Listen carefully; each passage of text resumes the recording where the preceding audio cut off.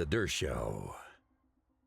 The Nazi era was brought to us by largely by Hitler and Goebbels. This is Joseph Goebbels.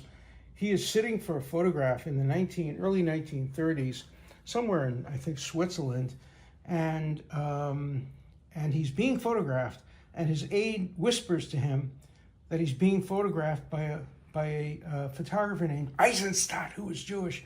And you can just look at the look on his face, and you can see the personification of evil.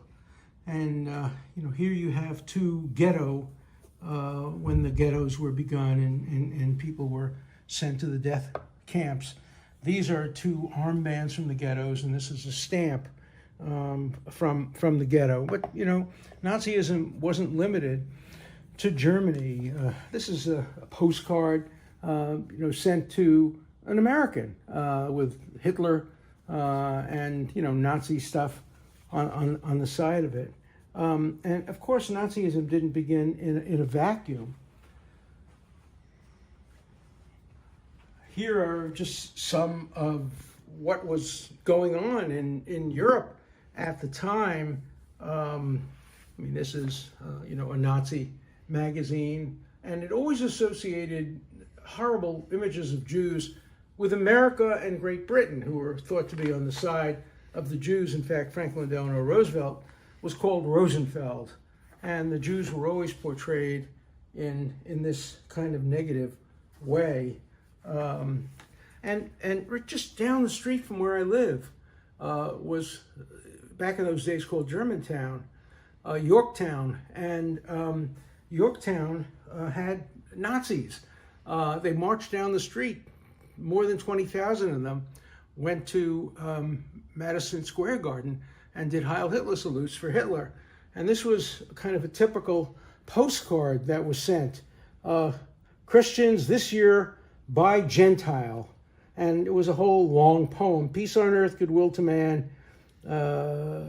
Get her fur coat from Silverman. Silent night, holy night. Darn if I don't think Hitler's right.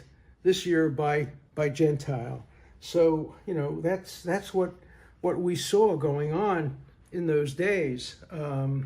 This is more of the same.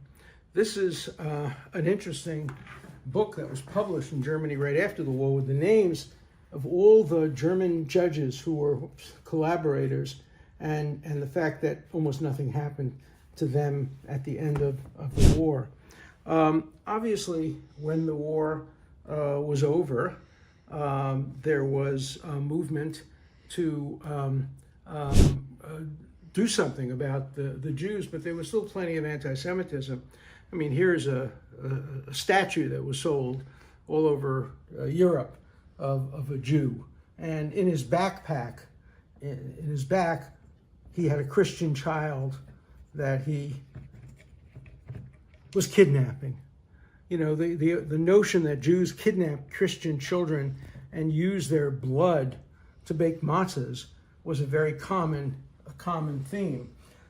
Here's a German beer mug from around the turn of the 19th to the 20th century, and every single image on it is a negative image of Jews, as a Jew pickpocketing a sleeping non-Jew, and just all kinds of things that were typical, or a typical ashtray in Germany, which would have a stereotype picture of a Jew and the ashes, or this was the head of a cane that would have a stereotype picture of a Jew. It was very, very common. There was a little bit of the opposite sometimes too. This is a cute one. This was done by some brave guy in Belgium when Hitler invaded Belgium. And this is a picture, there's a famous statue of a young boy urinating, and he's urinating on Hitler in this. Whoever did this, if he were caught, obviously his punishment would have been pretty severe. And, obviously the war ends with Hitler's death, and the old joke that Hitler went to a fortune teller and said, "When am I going to die?"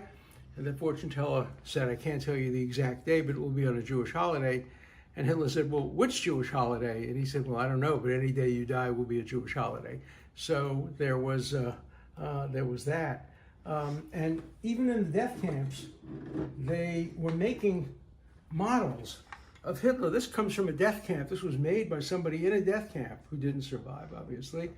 And it's what's called a Purim Grogger. It's a noisemaker for Purim, but it has the Jew, and he's making noise by hitting Hitler on the head and hitting Mussolini on the head. So we can date this because Mussolini died, I think, at 43 or something like that. So it probably occurs around 42.